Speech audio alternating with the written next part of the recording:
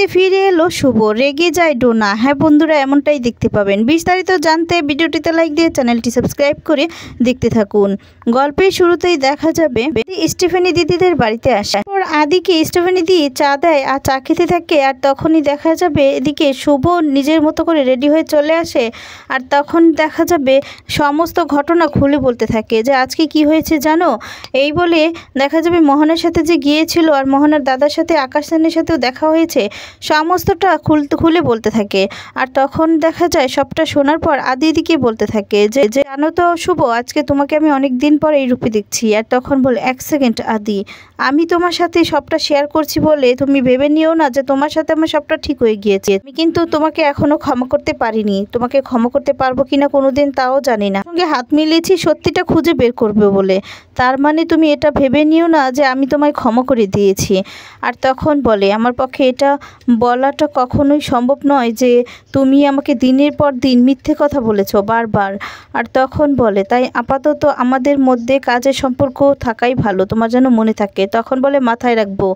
এরপর দেখা যাবে মনে মনে বলতে থাকে যে আমার কিছু করার নেই আদি, আমাকে যেগুলো করতে হবে সত্যি আমি সব কিছু ভুলেও তোমাকে আপন করে নিতে আমার পক্ষে সম্ভব নয়।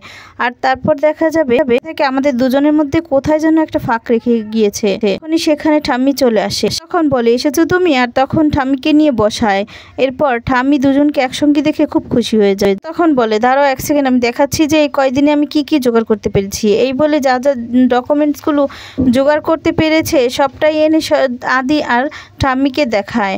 আর সবটা দেখার পর অবাক হয়ে যায়।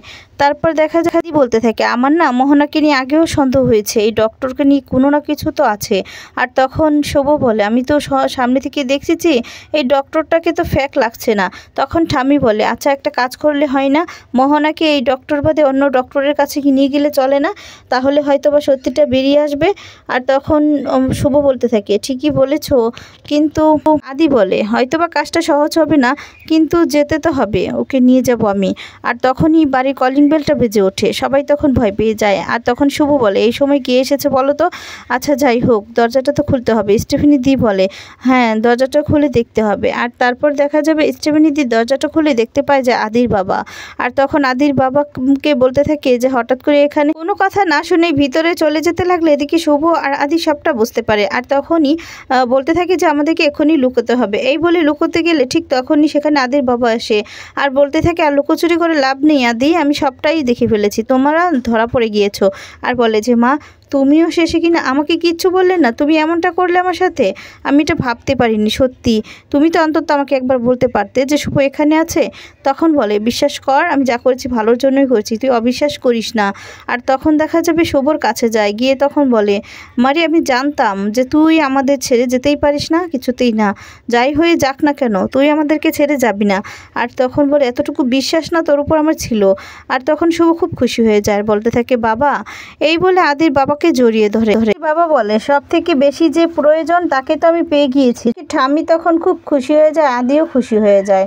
ঠাম্মি তখন বলতে থাকে যে ঠাকুর তুমি যা করো ভালোর জন্যই। এদিকে দেখা যাবে ডোনা সব কিছু খুলে বলে এদিকে মোহনাকে। মোহনা সবটা শুনে বলতে থাকে কি এত কিছু হয়ে গিয়েছে, তোমার সাথে এত খারাপ ব্যবহার করেছে, তুমি এই বাড়ির বউ, ছোট বউ, আর তোমার সাথে এমনটা করে ব্যবহার কেউ কেন করলো, ওরা এত সাহস ওদের। আর তখন এই সমস্ত বলে পূরবীকে বলতে থাকে আচ্ছা আন্টি তুমি তো ছিলে, তুমি আটকাতে পারলে না, তুমি থাকতেও এতগুলো কথা ডোনাকে শুনতে হয়েছে। আর তখন বলে না না আমি তো আটকিয়েছি, হ্যাঁ প্রথমত আমি একটু রাগ করেছিলাম, কারণ আমার ছেলেকে এই সমস্ত কথা বলছিল, একটু তো রাগ হবেই না, যতই হোক আমার ছেলে তো।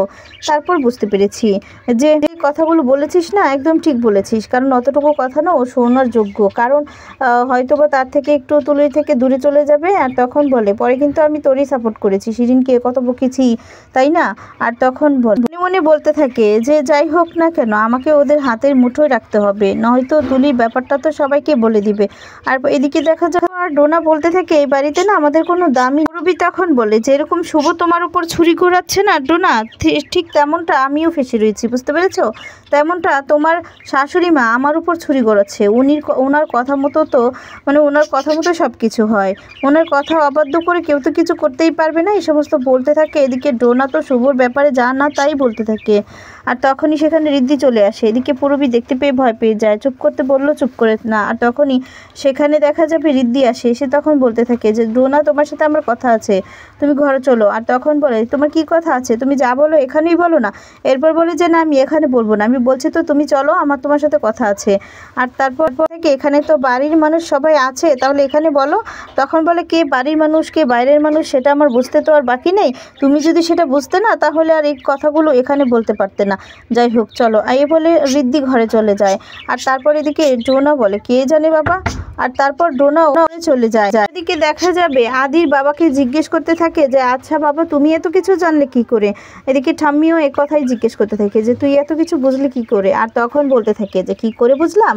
আর তারপর সবটাই খুলে বলতে থাকে, যখন আদি লুকিয়ে লুকিয়ে এসেছিল, এরপর যখন ঠাম্মি লুকিয়ে লুকিয়ে এসেছিল সবটাই দেখেছে। আর বলে তোমরা যেভাবে লুকিয়ে লুকিয়ে এসেছিলে তখনই আমি ভেবেছিলাম যে নিশ্চয়ই কিছু না কিছু কারণ আছে, তখনই তো বুঝতে পারলাম, তার জন্যই তো আমি তোমাদের পিছু নেই। আর এখানে এসে দেখলাম এই যে স্টিফেনি দিদিদের তোমরা বাড়িতে আছো।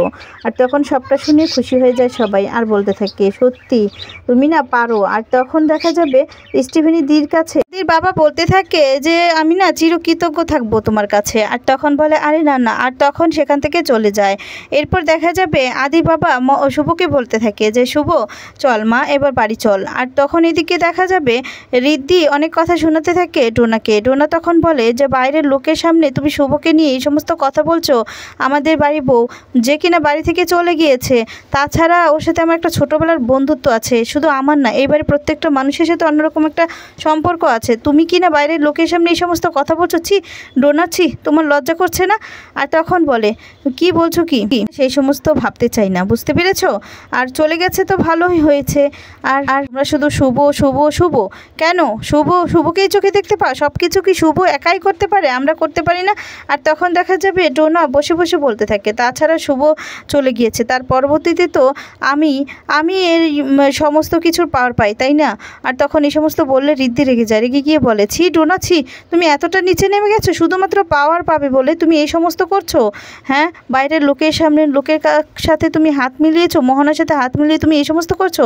শোনো ডোনা তুমি না আমার পরিবারকে নিয়ে এই সমস্ত কথা একদম বলবে না, আর তুমি যদি কোনো ক্ষতি করার চেষ্টা করো না আমি কিন্তু ছাড়বো না। তখন বলে ছাড়ো তো তুমি ছাড়ো, দেখবে তুমি এমনটা করছো না আমার সাথে, একদিন দেখবে বাড়ির লোকই তোমাকে ডুবাবে, সেদিন না তুমি কেঁদেও কুল পাবে না। সে কথা বলে সেখান থেকে চলে যায়।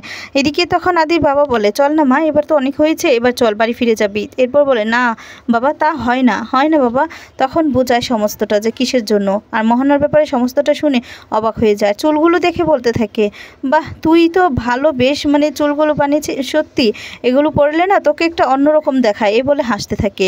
আর তখন বলে জানিস তো আমি ভাবতেই পারিনি যে মোহনা নামে মেয়েটি এতটা খারাপ হতে পারে, এতটা নীচ হতে পারে। আমি তো আমার ছেলেকেই দোষারোপ করেছি, ছেলেকে কত কিছুই না বলেছি। আমি ভেবেছি আমার ছেলে হয়ে এরকম কাজ করতে পারলো, সত্যি আমারই ভুল ছিল। আমি যে মেয়েটা যে এত নিচে নামবে সেটা ভাবতেও পারি। এরপর দেখা যাবে আদির বাবা বলে চল না বাড়ি থেকে সব কিছু করবি, চল মা আমি আমার বাড়ির লক্ষ্মীকে বাড়িতে নিয়ে যেতে চাই।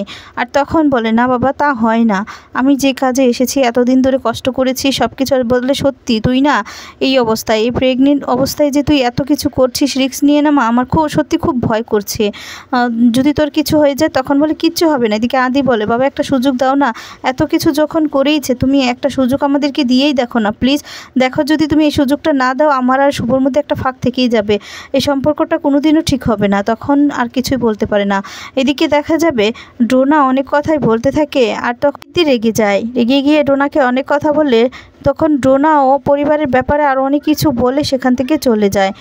ডোনার কথাগুলো শুনেই অবাক আর বলেছি এতটা নিচে নামতে পারলো ডোনা, নিজে পাওয়ার পাবে বলে তার জন্য এত কিছু করতে পারলো, মোহনার সাথে হাত মিলিয়েছে।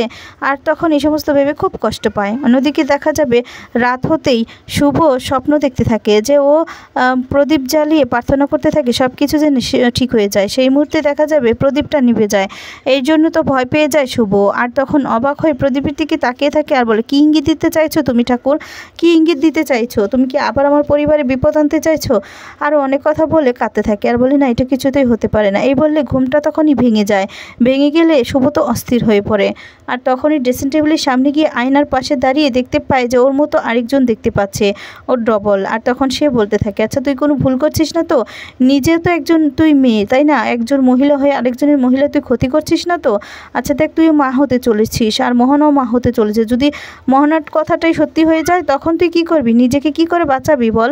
এই সমস্ত কথা শুনে অস্থির হয়ে যায় শুভ আর বলে, সত্যি কি আমি ভুল করি? বন্ধুরা, পরবর্তী পর্বে যদি তোমরা দেখতে পাও যে মোহনার সমস্ত কুকীর্তি ফাঁস করে দিয়ে ফিরে গিয়েছে বাড়িতে, আর এটা দেখে দোনা এদিকে রেগে যায়, আর তোমাদের তখন কেমন লাগবে কমেন্টস করে জানিয়ে দাও। ধন্যবাদ।